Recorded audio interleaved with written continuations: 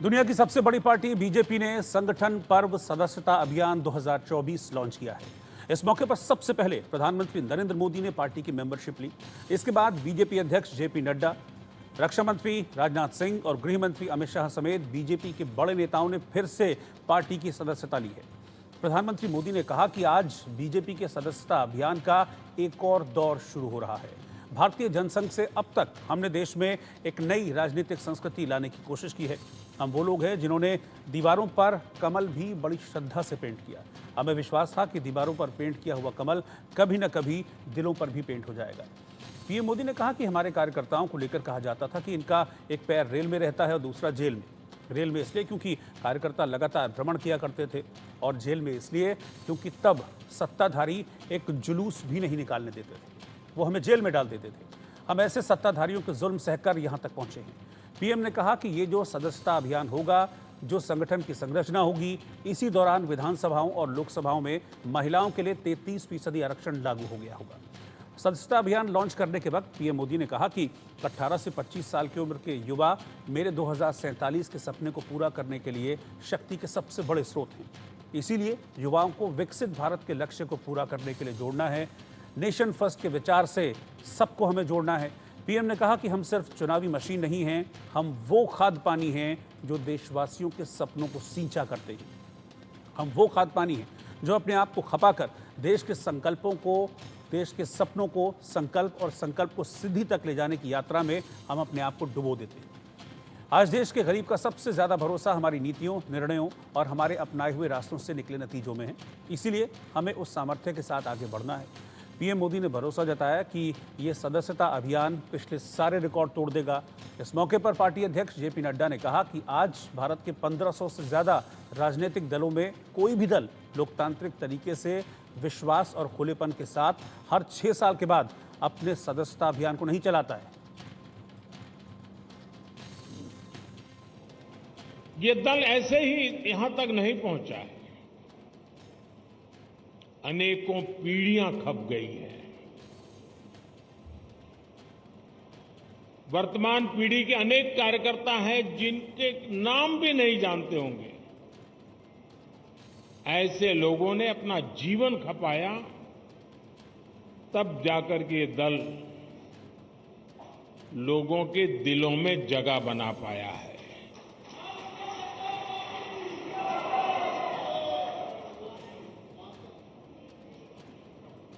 मैं जब राजनीति में नहीं था,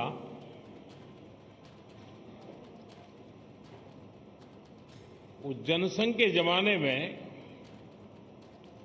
बड़े उत्साह के साथ अपने कार्यकर्ता दीवारों पर दीपक, उस समय जनसंघ का निशाना था, उसको पेंट करते थे। और कई राजनीतिक दल के नेता अपने भाषणों में मजाक उड़ाते थे कि दीवारों पर दीपक पेंट करने से सत्ता के गलियारों तक नहीं पहुंचा जा सकता, ऐसा कहते, मजाक उड़ाते थे। हम वो लोग हैं जिन्होंने दीवारों पर कमल पेंट किया, लेकिन इतनी श्रद्धा से पेंट किया कि विश्वास था ये दीवारों पर पेंट किया हुआ कमल कभी न कभी तो दिलों पर भी पेंट हो जाएगा। जो पहला चरण है सदस्यता का, वो आज प्रारंभ होगा प्रधानमंत्री मोदी जी के कर कमलों द्वारा। 25 सितंबर तक चलेगा और फिर दूसरा चरण 1 अक्टूबर से शुरू होगा, 15 अक्टूबर तक चलेगा और फिर हमारी सक्रिय सदस्यता 16 अक्टूबर से प्रारंभ होगी और 31 अक्टूबर तक यह कार्यक्रम सक्रिय सदस्यता का चलेगा। और संविधान के अनुसार सक्रिय सदस्य ही चुनाव में भाग ले सकते हैं, यह हमारी संविधान की रचना है। तो इस तरीके से इस कार्यक्रम को किया जाएगा। मित्रों, आज जो आप देख रहे हैं कि यह सदस्यता अभियान 10 करोड़ से ज्यादा का लक्ष्य लेकर के चले हम, ये ऐसे ही नहीं हो गया है। पिछले महीने 17 तारीख को दिन भर हमारे लोग राष्ट्रीय कार्यशाला में बैठ करके हर बारीकियों के बारे में चर्चा की। कैसे मेंबरशिप की जाएगी, क्या तरीका होगा, डिजिटली हो गया तो कैसे होगा, अगर पर्ची से होगा तो वो कैसे होगा, अगर सदस्यता की कॉपियां दी जाएंगी तो वो कैसे व्यवस्था की जाएगी। सारी कार्यशाला के माध्यम से 17 अगस्त को जहां राष्ट्रीय कार्यशाला हुई, वहीं 19 से 21 अगस्त को सभी प्रदेशों में प्रदेश की कार्यशाला हुई है। तो आज बीजेपी की ओर से ये सदस्यता अभियान शुरू किया गया है और इस सदस्यता अभियान के जरिए टारगेट बीजेपी ने ये रखा है कि इस बार इस सदस्यता अभियान में 10 करोड़ और लोगों को जोड़ना है। अभी तक 18 करोड़ सदस्य हैं जैसा कि पार्टी दावा करती है, लेकिन इस बार ये लक्ष्य 28 करोड़ तक बीजेपी का परिवार बढ़ाने को लेकर रखा गया है। बीजेपी के इसी सदस्यता अभियान को लेकर हमने एक सर्वे किया, पब्लिक के बीच गए, उनकी राय जानी। सर्वे के कुछ सवाल हैं, वो सवाल मैं एक एक करके आपके सामने रखूंगा, उन पर चर्चा करूंगा और उसका रिजल्ट भी मैं आपको लगातार बताता रहूंगा। कुछ खास मेहमान भी हमारे साथ जुड़ेंगे। पहला सवाल है हमारे सर्वे का कि आपने किस पार्टी की सदस्यता ली है, या फिर आने वाले दिनों में अगर आप चाहते हैं या सोच रहे हैं कि पॉलिटिक्स में जाएंगे तो किस पार्टी की मेंबरशिप आप लेना चाहेंगे। 48% लोगों ने इसमें बीजेपी के पक्ष में अपना रुख जाहिर किया है, यानी कि 48% लोग ऐसे हैं वो कह रहे हैं कि वो बीजेपी के सदस्य हैं या फिर बीजेपी की सदस्यता लेना चाहेंगे। 8% लोगों ने कांग्रेस का नाम इसमें लिया, 1% लोगों ने आम आदमी पार्टी का नाम लिया, 9% लोग कह रहे हैं कि जो क्षेत्रीय पार्टियां हैं यानी कि जो क्षेत्रीय दल हैं वो उनमें जाना प्रेफर करेंगे, जबकि 34% लोग कह रहे हैं कि हम किसी भी पार्टी की सदस्यता नहीं लेंगे। मेरे साथ मेहमान कौन है मैं आपको इंट्रोड्यूस करता हूं। मेरे साथ इस वक्त रत्नेश मिश्रा जी हैं जो कि बीजेपी के नेता हैं, चंद्रमोहन शर्मा जी प्रवक्ता हैं कांग्रेस के, और जैद अनवर साहब पॉलिटिकल एनालिस्ट हैं। रत्नेश जी, सबसे पहले आप ही के पास आ रहा हूं क्योंकि जो सर्वे का पहला सवाल था उसका जो मैक्सिमम परसेंटेज है वो आपके फेवर में जाते हुए दिख रहा है। 48% लोग ये कह रहे हैं कि हम सदस्यता लेंगे तो बीजेपी की लेंगे। क्या आपको लग रहा है, क्या इसके पीछे रीज़न है कि आप भी दावा करते हैं कि बीजेपी दुनिया की सबसे बड़ी पार्टी है, उसको और बड़ा और विस्तार देने पर आप लोग कोशिश कर रहे हैं और इसीलिए यह सदस्यता अभियान की शुरुआत आप लोग कर रहे हैं। क्या आपको लग रहा है कि क्यों एक बड़ा तबका जिसमें युवा भी हैं, महिलाएं भी हैं, वो बीजेपी की तरफ आकर्षित हो रहा है पॉलिटिक्स में? देखिए रोहित जी, आपको और दोनों साथी पैनलिस्ट को, देश की जनता को मेरी तरफ से जय श्री राम जी। देखिए रोहित जी, जो आपने पहला सर्वे दिया जिसपे 48% लोगों ने भारतीय जनता पार्टी का सदस्य होने या सदस्य बनने की इच्छा जताई, ये हमारे लिए बहुत ही उत्साहवर्धक तथ्य है कि देश के लगभग आधे लोग भारतीय जनता पार्टी में विश्वास करते हैं, जो राजनीतिक रूप से सक्रिय हैं। उसका एक कारण मैं मानता हूं रोहित जी कि भाजपा में जो कार्यकर्ता होता है वो केवल एक संख्या मात्र नहीं होता, अपितु ये कार्यकर्ता हमारे संगठन की शक्ति और हमारा साहस होते हैं।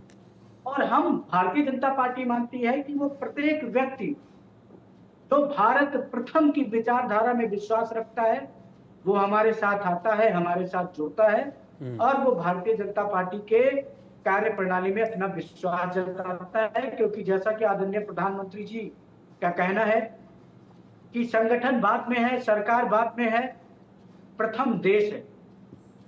भारत के लोग हमारे परम श्रद्धेय पंडित अटल बिहारी वाजपेयी जी कहा करते थे कि सरकार तो आएगी, संगठन तो आएगा जाएगा, लेकिन ये देश बना रहना चाहिए, इस देश की विचारधारा बनी रहनी चाहिए, ये देश मजबूत रहना चाहिए।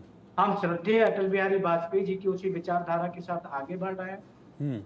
और बाकी आपने अपने सर्वे में देखा ही कि जनता का प्रेम और आशीर्वाद किस प्रकार भारतीय जनता पार्टी को मिला। ठीक है, मैं एक रिएक्शन यहाँ पर चंद्रमोहन जी आपसे लेना चाहूँगा। क्या वजह है कि कांग्रेस को लेकर ऐसा रुझान लोगों में या ऐसी उत्सुकता या ऐसा इमोशन नहीं देखा जा रहा है? 8% लोगों ने कांग्रेस के फेवर में अपना मत जाहिर किया। आपको लगता है कि लैग कर रही है कहीं ना कहीं पार्टी? देखिए रोहित जी, आपका सर्वे और आपका सर्वे पे मैं किसी तरह का प्रश्न चिन्ह नहीं खड़ा करूंगा। आज देश के अंदर जो परिवर्तन आया और जो पार्टी अपने घमंड और प्रचंड बहुमत की बात करती थी, आज वो अल्पमत में आ गई। जो 400 के पार का नारा लगाती थी, आज उसको बैसाखियों का सहारा लेना पड़ गया और 240 पे आ गए। ये सर्वे का जवाब जनता का है, हमारा नहीं है। ये उस जनता ने दिया है जो जनता एक कॉल मारो और 18 करोड़ से 20 करोड़ या 20 करोड़ की बात तो करो, लेकिन जो 15 करोड़ लोगों को रोजगार देने की बात करती, 2.5 करोड़ रोजगार देने की बात करती, उस पर बात नहीं करते हैं। उस युवा के दिल को, जिसको रोजगार देके उसको एक सेटलमेंट देनी थी, उसको पान पकड़ो और पेंचर का सपना दिखाते हैं, लेकिन उसके रोजगार के ऊपर तरह तरह के अंकुश लगाते हैं। तो ये स्वाभाविक है, जनता अपना मत और अपना विश्वास इस देश के अंदर मत के रूप में देती है। शायद वो मत अभी भाजपा के पास ज्यादा है अभी, लेकिन वो ग्राफ का रेशो बड़ी तेजी के साथ गिर रहा है और उस ग्राफ के रेशो के अंदर कांग्रेस निरंतर ग्रोथ करती आ रही है। उसका उदाहरण है भारत जोड़ो यात्रा और भारत न्याय यात्रा, जिसके अंदर देश का जनमानस, देश का युवा, देश का व्यापारी, देश की महिला, इन सब ने बढ़ चढ़कर साथ दिया और उन मुद्दों की बात करी जिस मुद्दों की बात कभी विपक्ष की भूमिका के अंदर भाजपा किया करती थी। लेकिन आज भाजपा कहते हैं ना कि घटोत्कच को अपना पेट तो भरना है, लेकिन अपने पेट के बाद जनता का पेट भरे या ना भरे उससे कुछ नहीं करना। आज के पूरे मेंबरशिप के प्रोग्राम के अंदर देश के प्रधानमंत्री का वक्तव्य देश के प्रति नहीं था, अपनी पार्टी के प्रति भी था। और मेरे मित्र ने कहा कि श्रद्धेय अटल बिहारी वाजपेयी ने कहा था सरकारें आएंगी और चली जाएंगी, संगठन है और रहेगा, लेकिन अहंकार नहीं करना चाहिए। एक उनका एक शब्द को जोड़ा गया था, उन्होंने सिस्टम को मेंटेन करा था। तो उस पे तो आज पार्टी खड़ी नहीं है। इस पार्टी के पास अहंकार चरम सीमा के ऊपर है। इस पार्टी के अंदर अहंकार के साथ देश की जनता के प्रति जो कर्तव्य निष्ठा और प्रेरणा होनी चाहिए वो कोसों चली गई है। जिस राष्ट्रवाद के प्रति प्रेरणा और राष्ट्रवाद के प्रति नारी सम्मान की बात करनी चाहिए, उसके अंदर भाजपा के हर नेता लिप्त पाया मिल रहा है। ठीक है, मैं सर्वे का अगला सवाल लेता हूं, क्योंकि 4 सवाल हैं हमारे सर्वे में, तो अगला सवाल लेता हूं, फिर मैं आपसे रिएक्शन लूंगा। अभी जैद साहब भी रह गए, उनके पास चलूंगा। अगला मेरा क्वेश्चन था कि बीजेपी के सदस्यता अभियान में आप इनमें से किस मोड का, यानी कि किस तरीके का इस्तेमाल करेंगे।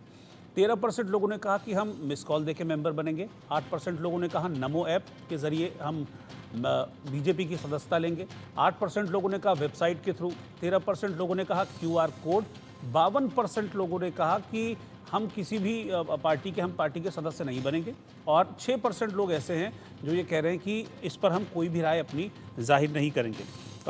मेरे साथ जैद अनवर साहब हैं, मैं उनसे एक रिएक्शन यहाँ पर लेता हूँ, फिर उसके बाद अगले सवाल की तरफ बढ़ूंगा। 2 सवाल और हैं। जैद साहब, अच्छी बात यह है कि सर्वे में लोगों ने रिएक्ट किया है, और कोई भी पॉलिटिकल पार्टी हो, चाहे वो बीजेपी हो, कांग्रेस हो, कम ज़्यादा अलग है, लेकिन थोड़ा कीन दिखे, इंटरेस्टेड दिखे पॉलिटिक्स ज्वाइन करने के थ्रू। देखिए, 2024 का जो इलेक्शन गया है जी, जमहूरियत में मैंडेट सबसे बड़ी बात रखती है। हाँ। और आज पूरे हिंदुस्तान ने जो मैंडेट दिया है वो कहीं ना कहीं ओपोजिशन को पैदा भी किया है उन्होंने, और ओपोजिशन आज पैदा हो चुकी है पार्लियामेंट में जो बात करती है। तो ये बात तो आपको माननी होगी। बिल्कुल। आप किस नजर से देखते हैं लोग, वो उनका पहलू है, मगर भारतीय जनता पार्टी बोलिए सर। गिर रहा था, इनका ग्राफ गिर रहा था, और एक अच्छा दल के कोई भी दल जब उसका ग्राफ गिरता है वो इसी तरह के प्लेटफॉर्म लाके अपने आप के मोटिवेट करते हैं अपने तमाम कार्यकर्ता को। तो आज ये जो आज डिजिटल, पूरा दुनिया जो डिजिटल हो चुका है, इससे सबसे बड़ी सहूलत क्या होती है कि मेंबरशिप अगर आप एक फोन कर ले या बार स्कैन करके बन जाए, ये तमाम चीज एक पहलू रहेगा कि लोगों के पास सोशल मीडिया के थ्रू, लोग डिजिटल के थ्रू लोग जुड़ते रहे। मगर कहीं ना कहीं आप ओपोजिशन को इग्नोर नहीं कर सकते। जो मैंडेट पूरे हिंदुस्तान ने दिया है, कहीं ना कहीं एक ऐसा ओपोजिशन पैदा हो चुका है जो रीजन पार्टी के शक्ल में भी है, स्टेट के लिए रीजन पार्टी की शक्ल में है, जब नेशनल में आते हैं तो कहीं ना कहीं वो कांग्रेस के शक्ल में दिखती है, मगर मेजॉरिटी ऑफ दैट आपको हर जगह रीजन पार्टी की एक ताकत ज्यादा दिखती है बनिस्बत एक नेशनल पार्टी की। तो इस बात को आप इग्नोर नहीं कर सकते। मगर no doubt Bharatiya Janata party का ग्राफ गिर रहा था। अगर ये जो ये लाए हैं मेंबरशिप का कॉन्सेप्ट, ये खराब नहीं, इससे लोग जुड़ेंगे ही, क्योंकि हर आदमी, बहुत से लोग चाहते हैं, चाह के भी नहीं जुड़ पाते। अगर एक प्लेटफॉर्म मिलता है, बहुत से लोग बहुत सी चीज नहीं आपके मुंह पे नहीं कह पाएंगे रोहित साहब, मगर सोशल मीडिया में अपने दिल की भड़ास पूरा निकाल सकते हैं। इसीलिए सोशल मीडिया में हर बात सच दिख जाता है। हाँ। उसी तरह अगर आप इस तरह का फैसिलिटी देते हैं तो लोग जुड़ेंगे। वसी दायरा, बड़ा दायरा है, इसमें लोग ज्यादा तादाद में जुड़ेंगे, क्योंकि आज टेक्नोलॉजी हर इंसान के हाथ में है और हिंदुस्तान एक पॉपुलेटेड डेंसिटी का मुल्क है, जहां पर एक पॉपुलेशन बहुत ज्यादा है और तमाम के हाथ में टेक्नोलॉजी आ चुका है। ठीक है, मैं अपने सर्वे का अगला सवाल लेता हूं और फिर आगे अगली रिएक्शन की तरफ चलूंगा। हमारा तीसरा क्वेश्चन था कि बीजेपी की सदस्यता लेने की बड़ी वजह आपके लिए क्या होगी। 10% लोगों ने कहा राष्ट्र प्रथम की सोच, 10% लोगों ने कहा हिंदुत्व को संरक्षण, 33% लोगों ने अपनी राय जाहिर की विकास की राजनीति, 4% लोगों ने कहा कि विदेश नीति में परचम, 7% लोगों ने कहा विश्वसनीय चेहरे, 36% लोग, एक बड़ा फिगर ऐसा रहा जिन्होंने अपनी राय जाहिर करने से मना कर दिया, लेकिन मेजॉरिटी लोगों ने अपनी राय जाहिर की और अलग अलग वजह बताई बीजेपी ज्वाइन करने की। रत्नेश जी, लोगों का रिएक्शन भी मैं देख रहा था, सबकी अलग अलग वजह है। कुछ हिंदुत्व को वजह मानते हैं, कुछ विकास को। मेजर बात यह है कि 30% से ऊपर लोग कह रहे हैं कि हाँ, विकास बीजेपी कर रही है, इसलिए हम बीजेपी को ज्वाइन करने के लिए हम कीन हैं। लेकिन जैसा कि अभी जैद साहब भी कह रहे थे, जैसा चंद्रमोहन जी भी कह रहे थे कि आपको मेंबरशिप की ज़रूरत इसलिए पड़ी इस अभियान की क्योंकि आपका ग्राफ गिर रहा है और लोकसभा में भी ग्राफ गिरा, इसलिए आपको अब नए सदस्य जोड़ने की ज़रूरत पड़ी। देखिए रोहित जी, भारतीय जनता पार्टी भारत के लोकतांत्रिक इतिहास में एकमात्र ऐसा दल है जो प्रत्येक 6 वर्ष पर अपने सभी सदस्यों की सदस्यता शून्य कर देता है और सभी को कहता है कि एक बार आप पुनः सदस्य बनिए। और ये पहली बार नहीं है। अब जब से भारतीय जनता पार्टी 1980 से अस्तित्व में आई, तब से लगातार ऐसा हो रहा है कि प्रत्येक 6 वर्ष पर हम अपनी क्या कहते हैं सदस्यता अभियान को चलाते हैं। अब देखिए, एक मेजोरिटी जो रहा 33% लोगों ने माना कि हम भारतीय जनता पार्टी से क्यों इसलिए जुड़ेंगे क्योंकि भारतीय जनता पार्टी विकास की राजनीति है।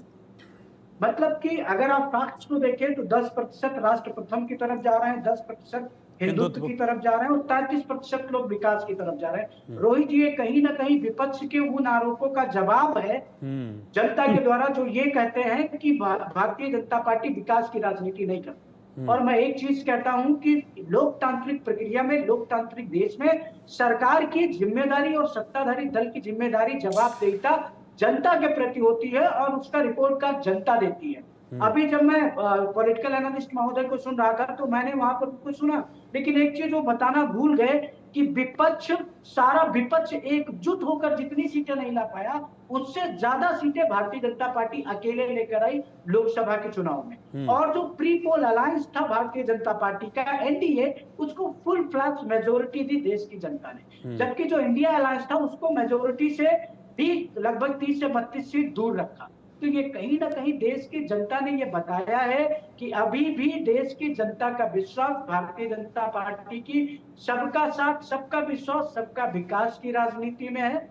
और वो विकास की राजनीति जो भारतीय जनता पार्टी माननीय प्रधानमंत्री जी के नेतृत्व में कर रही है, उसमें देश की जनता का विश्वास है। देश की जनता वहां हमारे साथ खड़ी है, हमारे साथ कदम से कदम मिला के चल रही है। और एक बात मैं चंद्रमोहन शर्मा जी की बात का जवाब देना चाहूंगा। चंद्रमोहन शर्मा जी का जो जवाब था कि सर्वे पता नहीं किसका है, इन्होंने तो आपके सर्वे पर भी सवाल उठाया, लेकिन मैं ये मानता हूं कि अगर यही सर्वे कांग्रेस पार्टी के पक्ष में होता तो शायद वो कह रहे थे कि राहुल गांधी के करिश्माई नेतृत्व में सब कुछ बदल गया। लेकिन चूंकि ये सर्वे भारतीय जनता पार्टी के पक्ष में था, इसलिए ये उसे नकार रहे हैं। मैं कांग्रेस पार्टी को और उसके नेतृत्व को एक बार और सलाह दूंगा और उनसे निवेदन भी करूंगा कि ये जो ऑटोक्रेटिक और जो स्वाभिमान की राजनीति वो कर रहे हैं, जो स्वदम्भ की राजनीति वो कर रहे हैं, उससे बाहर निकलिए, भारत की जनता के मन को टटोलिए, भारत की जनता चाहती क्या है वो समझिए। नहीं तो इस बार कहीं गिरते पड़ते 99 तक आ भी गए हैं, अगली बार जनता कहीं वो भी ना निपटा के आपको फिर से वही 42-43 की संख्या पे। ठीक है चंद्रमोहन जी, रत्नेश जी कह रहे हैं कि आप लोग कहते हैं कि सिर्फ हिंदुत्व की वजह से बीजेपी हिंदुत्व की राजनीति करती है, धर्म की राजनीति करती है, लेकिन इस सर्वे के अकॉर्डिंग जो मेजर शेयर आया है वो ये विकास की राजनीति। वो कह रहे हैं कि देखिए अब पब्लिक जो है आपका नैरेटिव झूठा है ये बता रही। देखिए, मैं सिलसिलेवार अपने मित्र की बातों का जवाब दूं। सबसे पहले तो कान पे लगा हुआ ईयरफोन खोद के सुना करें, क्योंकि अगर आप ईयरफोन खोद के सुनेंगे तो आपको डिबेट भी सुनेगी और देश के प्रधानमंत्री को जनता का दर्द भी सुनेगा। लेकिन आपके कान बंद है इसलिए आप सुनते नहीं। मैंने बोला था कि ये सर्वे आपका है और इस सर्वे पे मैं प्रेशर नहीं खड़ा करूंगा, लेकिन मैं इस सर्वे को मानूंगा नहीं। दोबारा चला के सुन लेना। अब बात आती है 10% लोग किस पे खड़े हैं? राष्ट्र पे। 10% हिंदुत्व पे खड़े हैं, 33% विकास पे खड़े हैं। जो राष्ट्र पे खड़े हैं उसके लिए तो हम कह ही रहे हैं कि जिसकी जितनी हिस्सेदारी उसकी उतनी भागीदारी। एक सर्वे इस पे हो जाएगा अभी। और उसके बाद जो विकास पे खड़े हो, विकास तो आपने इतना कर दिया कि 2600 करोड़ रुपए खर्च कर दिए और देव पुरुष शिवाजी महाराज जी की मूर्ति खड़ी कर दी इलेक्शन के ऊपर और 25 करोड़ के अंदर बनाने वाले को दे दिए, धाराशाही हो गई। एक विकास महाकालेश्वर के अंदर भी था जहां पे आपने कॉरिडोर बनाया। मैं आऊंगा आपके पास, आऊंगा। उनको बात करने दीजिए, मैं आपके पास आऊंगा। कॉरिडोर बनाया जिस कॉरिडोर के अंदर एक हवा के तिनके के अंदर हमारे सप्तऋषि बह गए। तो विकास का डोर तो आपका कानपुर से चला था और जाके महाकालेश्वर के ऊपर जाके ढह गया था। विकास की आप बात तब करिए जब देश के अंदर सांचे और ढांचों को जो आपको 75 साल का बना हुआ मिला था ना अवधेश जी, और आपके शीर्ष नेतृत्व को, उसको आपने सजारा संवारा होता और देश की जनता को रोजगार दिया होता। उसके उस साधन को जो आपने डिडक्ट करा था नोटबंदी के अंदर, जो उसकी एक सेविंग मनी थी, उसका आपने गुजारा करा था। अभी तो एक चोरी और करी है आपने, जो उसको आपने खाते खोले थे, उस खाते के अंदर से आपने सारे पैसे उसके डिडक्ट कर दिए कि इंश्योरेंस के नाम से, कि अगर आज उसके पास 5000 रुपए हैं तो वो भी खत्म हो गए, खाता बंद की तादाद के ऊपर खड़ा है। आपकी कथनी और करनी अगर ठीक होती तो देश की जनता आज खुशहाल होती। अगर कथनी करनी ठीक होती तो देश के प्रधानमंत्री और आप अपने काम पे वोट मांगते, कांग्रेस के 70 साल की काम को गलत कह के वोट ना मांगते। आपकी कथनी करनी अच्छी होती तो आज गलत तो है बंगाल में जो हुआ, एक डॉक्टर बेटी के साथ निर्ममता जो हुई, लेकिन पूरी भाजपा निर्ममता बंगाल पे ना लगाकर मणिपुर पे, हाथरस पे, उत्तराखंड पे, बदलापुर पे भी लगा देती तो शायद मेरी और आपके इस देश की महिला की इस्मत लुटनी बंद हो जाती और एक कठोर कानून देश के प्रधानमंत्री 8 बजे आते, घंटी हिलाते, नोटबंदी की तरह शायद बना देते तो महिलाएं सुरक्षित हो जाती। लेकिन जो लोग हिंदुत्व और बंटवारे की राजनीति करते हो और वो देश के अंदर जाति जनगणना से डरते हो और उनके खुद केंद्र भक्ता हो, वो ना तो विकास ठहरा सकते हैं ना हिंदुत्व ठहरा सकते हैं। ठीक है, रत्नेश जी को इस पर कुछ रिएक्ट करना है। एक रत्नेश जी 30 सेकंड में आपको दे रहा हूँ, फिर मैं जैद साहब के पास चलूंगा, उनका टर्न है। क्योंकि देखिए रोहित जी मैं कांग्रेस पार्टी के प्रवक्ता का दर्द समझ सकता हूँ। ये उसी पार्टी के नेता है जो जिसने कॉमनवेल्थ घोटाला किया, जिसने बोफोर्स घोटाला किया, जिसने नेशनल हेराल्ड घोटाला किया, जिसने मैं आपके बीच में नहीं बोला, मैं आपके बीच में नहीं बोला, चुप रहिएगा, सुनिएगा। कॉमनवेल्थ गेम मैं आपके बीच में इनको रोहित जी शांत कराइए, इनको सब रोहित जी शांत कराइए। मैं आपके बीच में नहीं बोला, चंद्रमोहन जी बीच में नहीं बोला। मैं आपका सम्मान करता हूँ, मैं आपका सम्मान करता हूँ। डिबेट के डेकोरम को बनाए रखिए। मैं आपके बीच में नहीं बोला, मैं आपके बीच में नहीं बोला चंद्रमोहन जी, मैं आपके बीच में नहीं बोला। मेरा निवेदन है कि सुनिए, मेरा आपसे लोकतांत्रिक तरीके से निवेदन है कि सुनिए। रोहित जी क्या है भाई?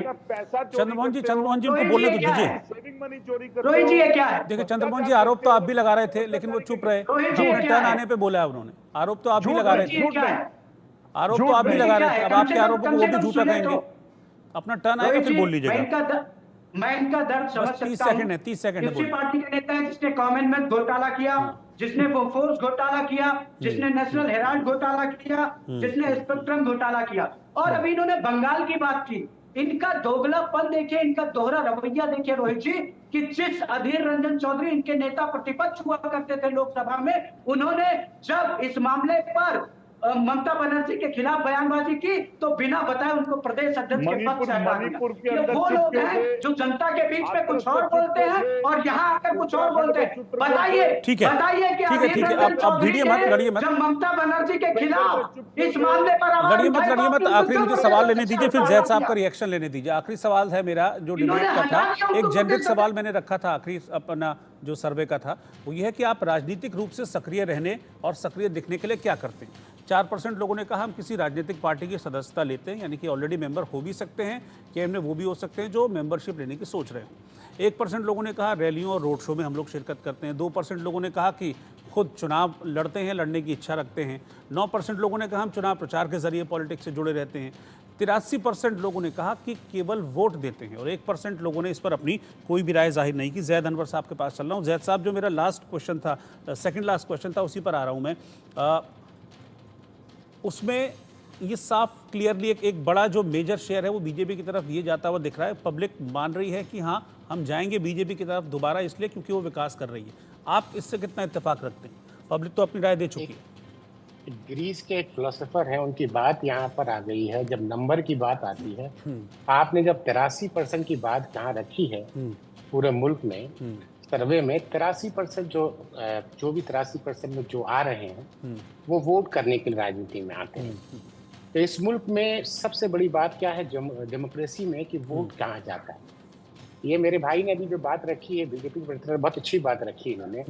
मैं पार्टी वाइज से बात नहीं कर रहा था उनके साथ, मैं एनालाइज हिसाब से बात कर, कहीं ना कहीं ग्राफ गिरा है। आप एक पैमाने पे थे, आपका ग्राफ नीचे आया है, और इसी दौरान आपने आज जो आप ये कर रहे हैं, ये हर 6 साल में आप करते हैं, मगर प्राइम मिनिस्टर का बयान क्या था, ये इम्पोर्टेंट होता है।